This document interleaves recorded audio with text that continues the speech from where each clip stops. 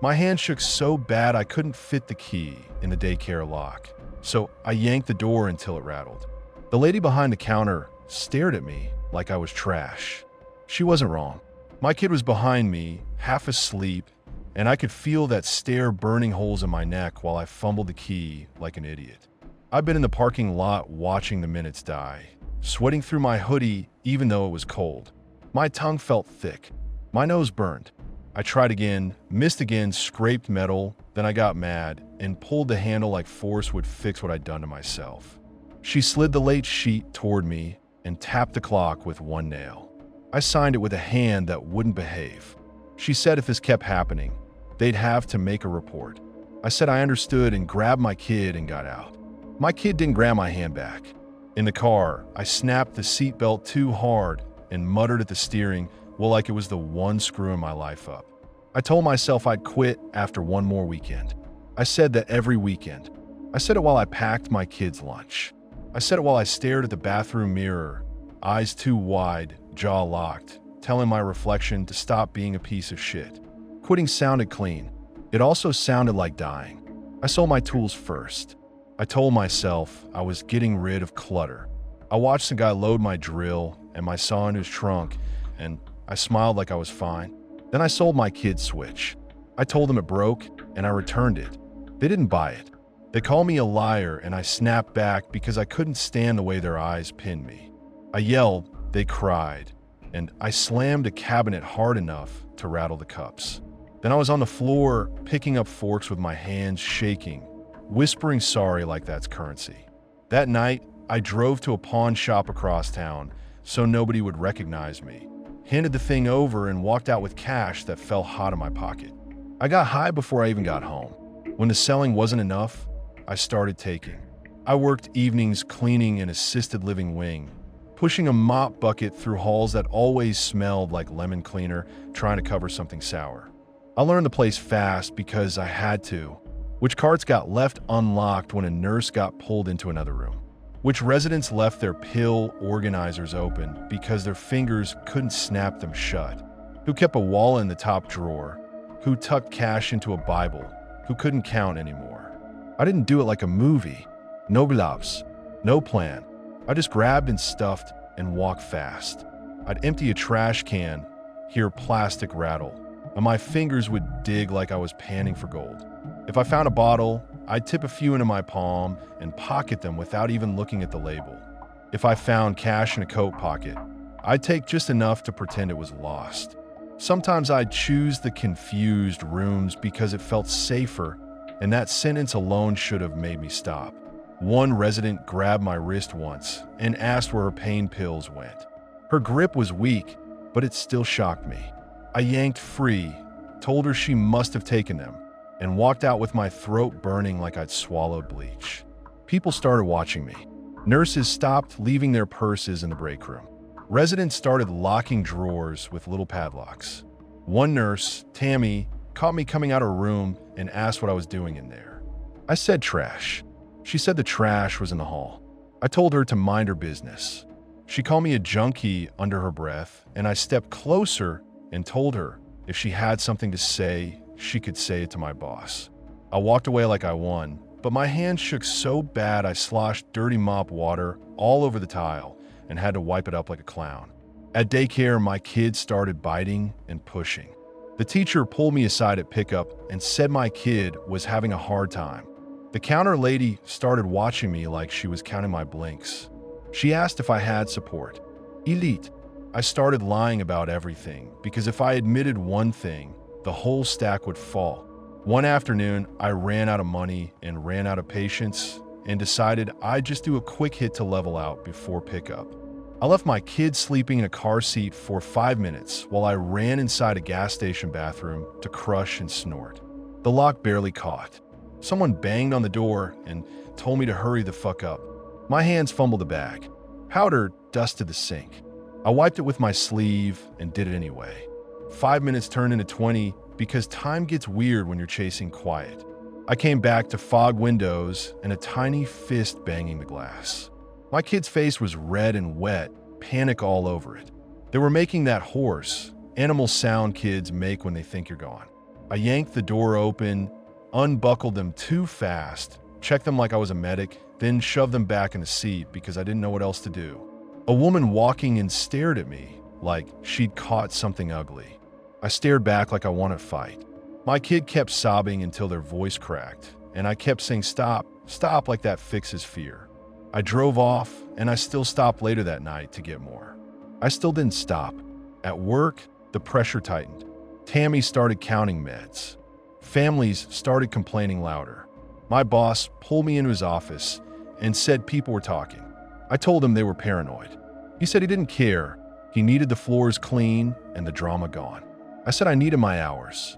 He said I could be replaced by tomorrow, and if anything else went missing, he'd call the cops just to cover his ass. I walked out sweating and furious and went straight to a room I knew had loose bills in a coat pocket, like stealing would prove I was still in control. That's the room I ended up in on the night that still wakes me up. The resident was an older guy who slept with his mouth open and his TV too loud.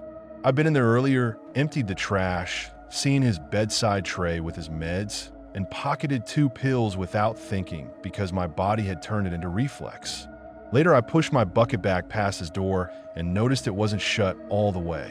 I nudged it open with the mop handle and saw him slumped wrong, half off the bed, mouth open, breathing thin like it might just stop because it was tired of trying. His arm dangled near the call button cord. The button sat right there, bright and obvious. I saw the call button. I saw it, and I didn't press it because I'd been in his room earlier. Fear for me hit first. Nurses rushing in, cameras checked, drawers searched. My kid in the back seat while a cop asked why my pockets were full of other people's pills. I could have pressed the button and said I just found him. I could have done the bare minimum. Instead, I backed out. I shut the door. I gripped the mop like it was a weapon. And I kept mopping like the hallway mattered more than a life. Mop forward, mop back, rinse ring. I told myself someone else would find him. I told myself it was already too late. I told myself anything that kept me moving. A few minutes later, a nurse screamed. Feet slapped tile. Someone yelled for a crash cart. Tammy ran past me, shoved my bucket aside, and barked at me to get out of the way. I did. I stood there with my face blank, hands locked around the mop handle, acting confused because acting is what I'd become good at. I watched the door swing and hide everything. Later, when they rolled him out, the sheet dipped where his mouth had been open. I stared at that dip like it was pointing at me. They called it natural. They blamed age. They wrote it down like a weather report.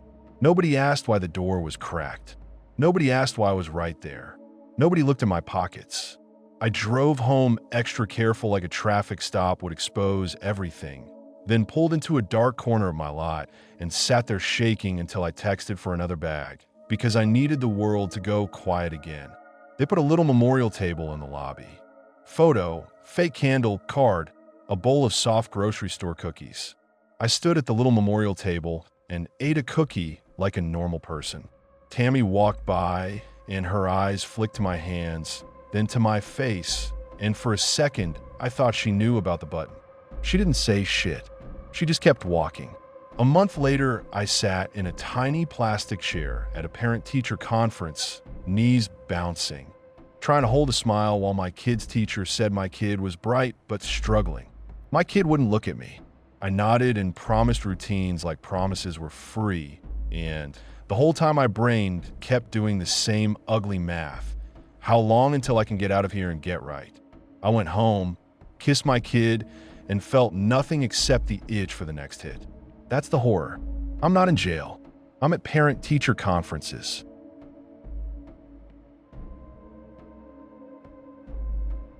I logged into my support account while my wife watched a cooking show beside me. She thinks I read news. She thinks I'm calm. I keep my phone angled away like I'm hiding porn. I am hiding worse. She sat cross-legged, laughing at a chef dropping eggs, and I sat there pretending to be present while my phone buzzed with other people's emergencies. The TV made the room feel warm. My screen made it feel like a basement. I built this account to look harmless. A soft bio, a clean little icon. I say I'm here to listen. I say no judgment. I say you can vent. I type like I'm careful with them. People crave that. They don't even check who you are. They just pour. Online, I play the helpful stranger. I tell people they're strong. I tell them to drink water and breathe. I collect their messy truths like coins. They hand me names, workplaces, photos, schedules, family drama. Not because I'm smart, but because they're lonely and I sound safe. They'll accidentally show a work badge in a selfie. They'll mention their supervisor's name because they're mad. They'll post a picture of a letter from court with the address half covered. They'll complain about their ex, then DM me the ex's full name like it's nothing. They think the internet is fog. It isn't. It's glass. My wife asks what I'm reading sometimes. I say politics. I say sports. I snap if she reaches toward the phone, and then I backpedal and blame stress. She believes me because the alternative is admitting she married a stranger. Then I pick one. It's never the quiet ones. It's the ones who take up space. The ones everybody comforts. The ones who start to recover and talk like they deserve it. That flips something mean in me. I want them back in the mud with the rest. I want them to remember they don't control the story. I don't kick down doors. I don't need to. I just nudge their world until it breaks. I send concerned messages to the wrong people. I drop a screenshot at the right time. I make it look like they lied, cheated, relapsed, stole. Sometimes I don't even invent anything. I just reframe it and watch the fire spread. A lot of the time, I barely do shit. I don't have to. The group does the heavy lifting. All I do is hand them a spark, and they fight over who gets a hold of the torch. The one I can't stop replaying was a woman in a small support chat. Late 20s, single mom, always exhausted, always online at stupid hours. She swore a lot. People loved her because she sounded real. She also didn't grovel. When the chat got nasty with a new girl, she told them to shut the fuck up. Mods warned her about tone. She laughed it off. Attention stuck to her. That's what I wanted. She DM'd me after I defended her once. It started as venting and turned into inventory. Her kid's first name, the daycare schedule, the job where she was on thin ice, a photo of her kitchen door lock that didn't catch, a screenshot of her boss texting, "We need to talk," a rant about her ex and his new girlfriend. She sent everything like she was shoveling it out her chest. I answered with gentle little phrases like a therapist on discount. I told her she was doing her best. My wife asked if I wanted popcorn, and I said no without looking up. I waited. That's the part that makes me feel sick and proud at the same time. I can be patient. I can be kind until the hook sets. 2 weeks later, she posted one sentence in the main chat. "Can we stop turning my life into entertainment?" Someone had screenshotted an old post and mocked her. She pushed back. She asked for privacy. She tried to close a door. That's when I picked her. I didn't invent a new version of her. I used the version she already confessed to me at 2 a.m. I took a half-truth and shaved the edges so it looked sharp. I made it look like she'd been drinking while she had her kid. Not a lie in the way people think. She'd admitted she'd had a couple once to sleep. I just moved that sentence to the front of the story where it could hurt. Then I aimed it at the people she couldn't block. Her ex, her job, the chat. Not with threats, not with some movie ransom note. Just concern, just a screenshot dropped like a seed. You let others water it with their panic and their morals and their gossip. By the end of the day, the chat turned into a courtroom. People started quoting her back at herself. Old posts got dug up and stapled together into a timeline. Someone claimed they'd seen her out. Somebody else said she'd always been manipulative. The mods told her to take a break for everyone's safety, like she was a hazard leaking poison instead of a person getting shredded. She tried to defend herself, and every defense got clipped, reposted, and mocked. She posted longer explanations, and they called them excuses. She got angry, and they called her unstable. She went quiet, and they called it proof. There's no clean move once the dog pile starts. That night, she posted a shaky selfie, mascara smeared, begging like a dog. She wrote that her ex was threatening court. Her boss told her not to come in. Strangers from the chat were messaging her kid's name like they had rights to it. She asked who did it. She asked why. She said she trusted us. I read it while eating cereal. I felt my face stay flat. I felt my thumb scroll. 3 days later, she came back with one line. I'm in the hospital. Please stop. The comments filled with prayers and little heart emojis. The same people who sharpened their teeth acting gentle now that she'd been put back in her place. I kept watching the thread like it was weather. I like the moment when they realize the internet isn't a crowd, it's a knife. I like knowing I'm in their head while they still think I'm their friend. After I ruin them, I switch accounts and comfort them. I tell them people can be cruel. I tell them to breathe. I tell them to drink water. I tell them I'm sorry. Sometimes they thank me. Sometimes they say I'm the only one who gets it. My wife leaned against me on the couch and asked why I was quiet. I said I was tired. She went back to her show. The dryer thumped in the next room. Normal life. Dirty secret. Later that night, in the bathroom with the fan on, I saw a DM from the woman. Short. No emojis, no softness left. She wrote that someone in the group was pretending to be her friend, that she was saving screenshots now, that she didn't know who it was, but she hoped they could live with themselves. My throat tightened, not from shame, from this clean electric rush. She was looking for me. I existed in her head like a splinter. I stared at my reflection over the sink and waited for the feeling that would make me stop. It didn't come. What came was hunger. The chat already moved on to the next crisis, the next sad post, the next person to support. The machine never stops. I just feed it. The closest I came to getting caught wasn't the cops or some hacker. It was my wife's hand. Right after that hospital post, my phone lit up with a notification from the group, and she reached over without thinking, like she was going to swipe it away because it was buzzing against her thigh. I grabbed it too fast. She jerked back and stared at me like I'd slapped her. She asked what the fuck was wrong with me. I said it was work. She said, "No, that's not work. That's you acting like you're hiding something." She said, "Are you cheating?" She said, "Are you watching porn like a teenager?" I laughed, and it came out ugly. I told her she was being paranoid. I watched her flinch at that word, and I hated her for making me use it. She got up and went to bed mad, and I sat there alone in the blue light with my heart thumping like I'd almost been pulled over. I switched accounts anyway. I always do. I slid into the woman's DMs as somebody else and typed comfort like I meant it. I told her she didn't deserve it. I told her the group can turn on anyone. I told her to mute the chat and focus on her kid. She replied once with a thank you that looked like it took her energy to write. Then she stopped.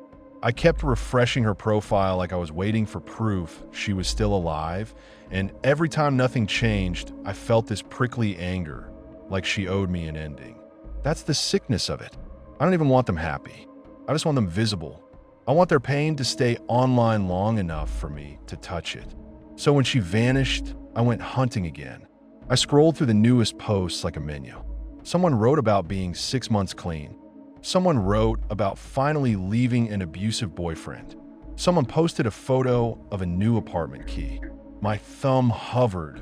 My wife asleep down the hall, the dryer still turning, and I felt that familiar calm settle in. Pick one. Nudge. Watch. Clean up after. I keep my tone gentle. I keep my hands clean. I keep my phone angled away on the couch. If an account gets banned, I make another. If someone gets suspicious, I act offended. I say we should be kind. I say we should protect privacy. I say all the right things with the same mouth I used to kiss my wife goodbye in the morning. Nobody in my real life knows I do this between loads of laundry.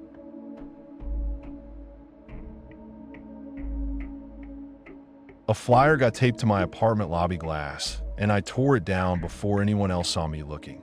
That face had been on the news for days. Same eyes, same crooked smile. Missing. Please call. I ripped the tape and crumpled the paper, then remembered the lobby camera and smoothed it back out like that mattered. My brain kept yelling call. My hand stayed dumb. I shoved the flyer in my jacket and went outside like I wasn't about to puke. I'd already seen him. Not alive. It happened behind a strip mall, the service road nobody admits they use. I cut through there because I didn't feel like walking past the bars with their patio people staring.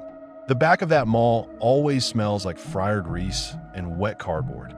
That day there was rot mixed into it, heavier, wrong. I stopped and my stomach flipped.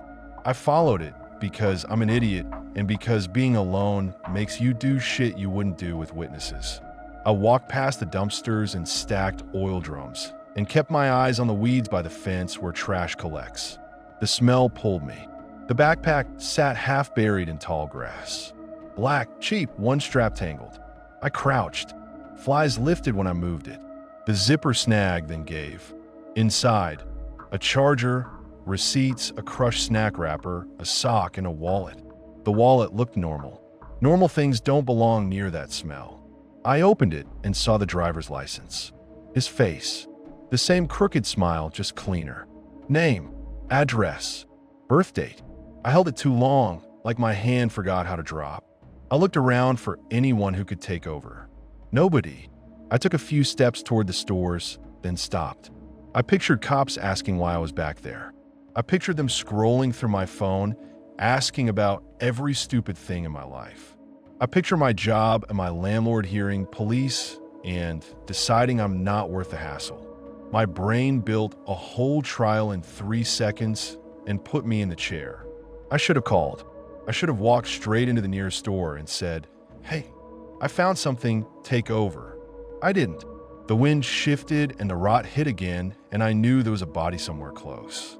My legs went weak. I backed up fast, then forced myself to walk because running makes you look guilty even when nobody's watching. I grabbed the backpack by the strap, arms stiff like it was radioactive, and I walked deeper behind them all where the service doors stay shut. I headed for the dumpster behind a clothes salon because it sat in a blind corner and I'd seen people dump whole lives in there. The dumpster lid was half open, hair dye boxes piled around it. I stood there breathing hard, heart hammering, and I did the dumbest part. I pulled the wallet out again. I slid the ID free. I don't even have a reason that sounds good. I just took it. A stupid little trophy, a stupid little proof that I'd been there and I'd chosen myself. Then I tossed the wallet under the dye boxes. I shoved the backpack in after it and kicked a box over the top like a kid hiding a mess. I dropped the lid. It slammed and I flinched. I walked home fast. I kept checking behind me like someone would catch me and ask what I'd done. Nobody did. In my apartment, I washed my hands until they burned. The smell stuck anyway. I pulled the ID out of my pocket and stared at it at my kitchen counter under the cheap light. I shoved it into a drawer under takeout menus and junk mail and shut it hard. That night, I slept in chunks. Every time my building creaked, I sat up. I grabbed my phone, hovered over 911, and put it down again. The next morning, his face showed up again on my screen. Local news. Missing. Please call. They said he'd last been seen near that strip mall. I opened the drawer. I held the ID. I almost dialed.